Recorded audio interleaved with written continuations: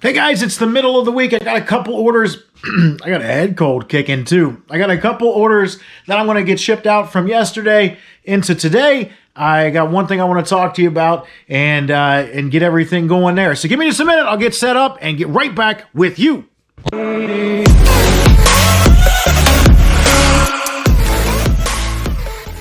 Alright guys, welcome back to the channel. My name is Max. I am the fast talking flipper, and my better half Angie, she's inside. She'll probably come out here in just a moment. It is a wonderful day here in southeastern Indiana, just outside of Cincinnati, Ohio. You may hear me say that we're in Cincinnati. We're right next to Cincinnati. It takes me 30 minutes to get to downtown Cincinnati, so it's just easier to say I'm in Cincinnati. I consider myself in a suburb of Cincinnati, even though we're across the state lines in Indiana. My yard makes up the Ohio-Indiana border, but we are resellers, and what we do is we buy locally and we put it online and sell it somewhere else for more money. That means we might go to yard sales, thrift stores, anywhere we can buy something and turn around and make a buck off of it. That's what we'll do. So that's what the channel's about. That we talk about what we find, what we buy, what we sell, and you know, go through some of the emotions of how we do things. There is no perfect way to do it, but how we've managed to do things, because last year in the last 6 months of the year, we did $50,000 worth of sales in our first, kind of doing it more full-time than normal. So that wasn't too bad. But today, slow day. Again, it seems par for the course. Only did 5 sales yesterday into today, and just a total of $197.66. So that is with shipping. That does include shipping. So it's not a great day for, sales, but there was some decent stuff.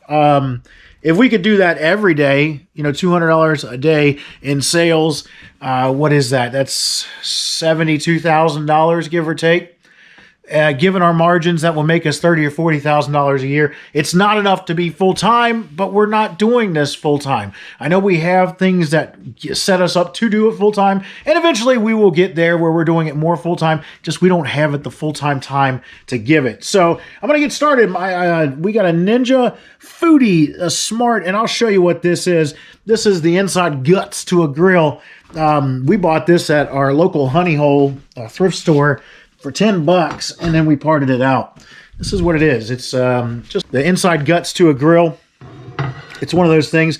It's kind of like a, golly, what are those, the things, the round cookers. I'm not going to be able to think of the name of it. You see everybody buy them, round cookers with the clear globe on them and the black top to it. And I am just drawing a blank, and Angie's going to make fun of me. Maybe she'll throw some magical editing in here and show me what it is. But it's like one of those where they're great to find, but they're even better to part out because the pieces sell for way more than the piece does all together. So that one there, we gave $10 for the whole unit, and we've parted it out. The first piece to sell here is $39.99 plus shipping. Got one of our colognes from the second buy that we did. $10 into it. Sold for $19.99. Dolce & Gabbana Intenso. Go over here and pull it out of L4 on the bottom row. Make sure they'll not screw this up. One of the updates is, it looks like, there it is. It looks like my Gucci screw up. They fixed it. The guys did everything that they were supposed to do. I haven't had any complaints, and it looks like everything got delivered. Dolce & Gabbana Intenso, $19.99 plus shipping on that guy there. An older piece, a vintage 92 Ninja Turtles truck, Sand Cruiser. It's over in the C2, and I keep saying I need to get in here and do the painting and get some lights in here, and I never do it. One of these days I actually will. I promise. This one, I think I might have 50 cents or $1 into it. Didn't sell for a lot of money, but that's because it's not complete. It's not a high dollar toy. It's broken. It's missing pieces. It was just something fun that I was like, man, that's a cool thing. That's, old Turtles. It was complete, and like these hoses, this hose is broken off of this side. If it was complete and had all its pieces and stuff, worth way more. But it's a cool thing to throw on the shelf and, just display. Sold for $12.99 plus shipping there. So that's a neat one to go out. I've got 2 different 8-tracks going out. Duran Rio, not bad, $64.99 plus shipping going out there. And Led Zeppelin, $19.79 in through the outdoor, $12.99 plus shipping going on there. So I got to go pull those two. Duran Duran Rio, definitely one to look out for. Any of the 8-tracks that are going to be further into, there's my Duran Duran Rio. Yep, that's it there. Any of the 8-tracks that are going to be into the 80s are what you want to look for, because they're less print run than, you know, the older stuff. In through the outdoor, Led Zeppelin, $12.99 plus a $64.99 shipper plus shipping. Two, you know, good 8-track tapes. Gave $100 for, I think it was like 42 tapes, and it turned into like $1,000 total. Go back in some of my videos and you can see those. Those are my only 5 shippers. $197. So $64.99 and a $33.99 sale. Not too bad. These would be more of our bread and butter kind of stuff. You know, $10, $15, $20 type of items that we want to see. You know, probably 5 or 6 of these go out of here a day. And then a couple of the $30, $40, $50 items go out as well. That's kind of the way that we like to do things. One thing I wanted to talk to you about was, how much do you clean stuff? And how much do you look in and research stuff? Because that's been like a topic of debate between Angie and I. I don't clean anything. I hate cleaning. I don't like to clean much of anything. I might wipe something down, but say if this were dirty, if it was used and really dirty, I'm not going to take it inside and scrub it. It's just not something that I'm going to do.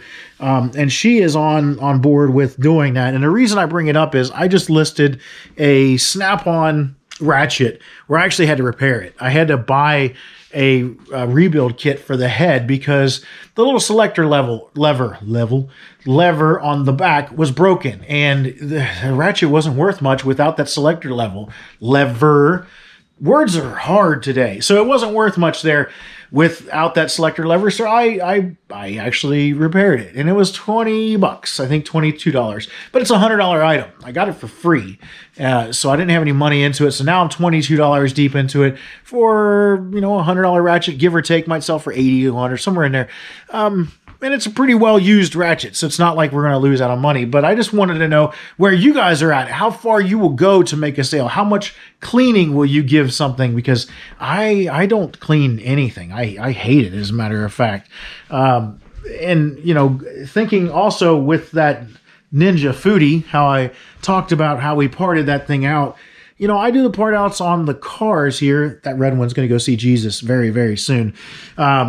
How far do you part things out? Like, do you do nuts and bolts kind of thing? Because that's been something that I've gotten the idea to do recently, is to go as small as nuts and bolts. Now, I'm not going to go and take apart a dash or anything like that. Oh man, this thing's way too tall. That I wouldn't do normally. That's too much for me. I'm not going to do that part. But, you know, things that I take apart regularly to get an engine out or something along those lines, it would make sense to keep the nuts and bolts and post those in a listing. And the one thing that I thought was like, man, when I go out of stock on something, how am I going to keep that inventory, you know, to keep the listing where I don't have to worry about it? Man, that was like clunky and problematic. That's my first time ever trying to sit the camera down and adjust it. But the reason why I brought that up was because I pulled these little emblems off of trunk lids yesterday before we threw the trunk lids into the scrap pile. And you can see them there. What they are is they're exclusive to a Saturn Ion Redline, and they're worth about $15 a piece.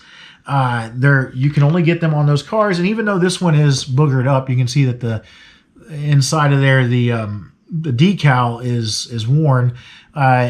Still, it's worth $15, give or take.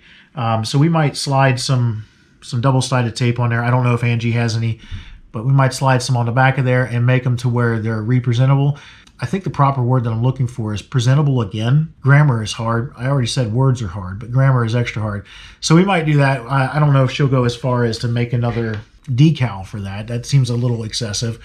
But how far do you part things out? Do you take it down to the nitty-gritty? Because the idea is, when I do the part outs, I know every car is going to have certain things. I know every car is going to have the strut bolts, the bolts that hold the strut to the knuckle. I know everyone's going to have that.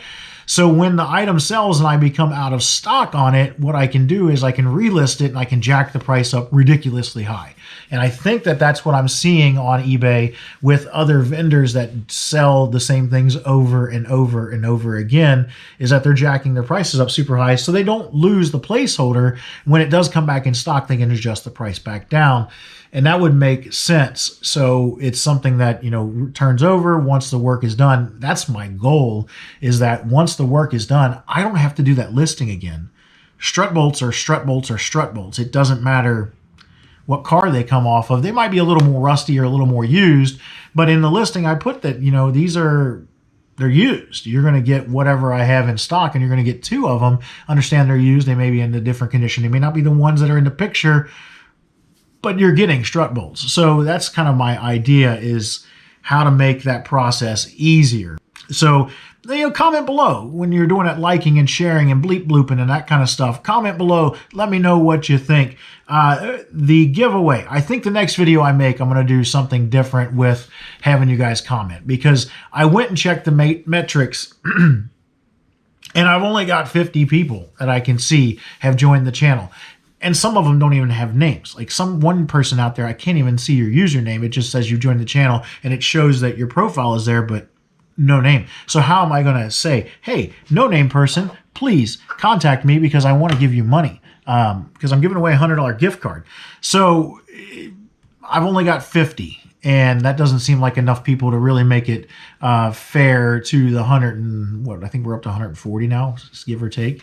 And the last time I started with the giveaway, we were at like 108 or so. So we're growing. Good job, guys. I appreciate you doing that. But the next one, I'll probably have it to where you can, if you're subscribed and I can pull your name off of there, you get an entry. If you like, or, you know, somehow if you comment, I got to figure all this stuff out. YouTube's foreign to me. I'm a boomer, right? I'm going to be 45 this year. So I'm too old for YouTube, Grandpa. But it's just one of those things where, you know, I got to get it all figured out. And I haven't sat down and done it yet, because we've been doing life stuff, hanging out with my Aunt Judy and whatnot. So tell me what you think. Let me know. Comment. Do that kind of stuff. Subscribe, like, share, do everything that you normally would do with anybody else's YouTube channel, except do it with mine, because I would appreciate that. But until I get out there, we'll see you on the next one.